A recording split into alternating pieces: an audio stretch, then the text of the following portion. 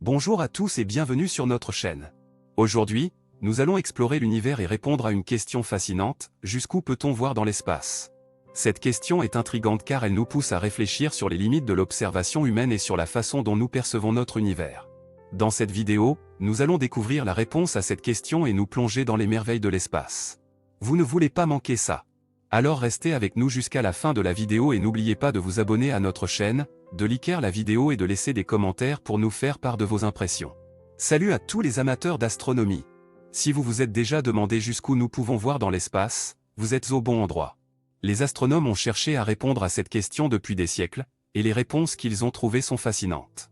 Dans cet article, nous allons explorer les limites de notre vision de l'espace, et comment les astronomes ont pu les découvrir. Commençons par les limites de notre vision de l'espace. La réponse la plus simple est que nous pouvons voir jusqu'au bord de l'univers observable. Cet univers observable a une taille de environ 93 milliards d'années-lumière de diamètre, ce qui signifie que la lumière qui voyage depuis les limites de cet univers jusqu'à nous a pris environ 93 milliards d'années pour arriver.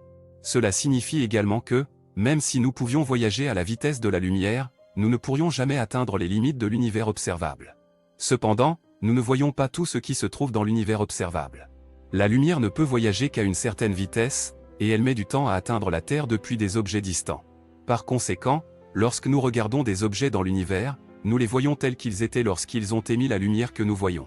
Cela signifie que plus un objet est éloigné, plus la lumière que nous voyons est ancienne, et plus nous voyons l'objet tel qu'il était dans le passé.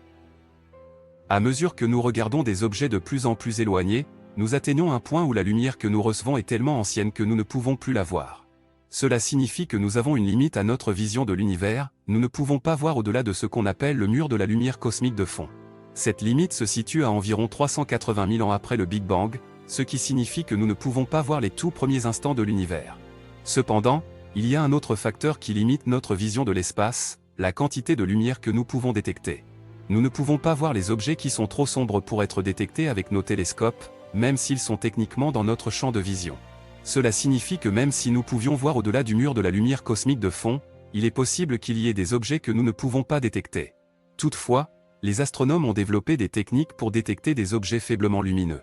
Par exemple, ils peuvent utiliser des télescopes qui détectent des longueurs d'onde spécifiques de lumière, comme les ondes radio ou les rayons X, qui peuvent être produites par des objets qui ne sont pas visibles dans la lumière visible. Ces techniques ont permis aux astronomes de découvrir des objets qui étaient auparavant invisibles. En fin de compte, la réponse à la question « Jusqu'où pouvons-nous voir dans l'espace » n'est pas simple.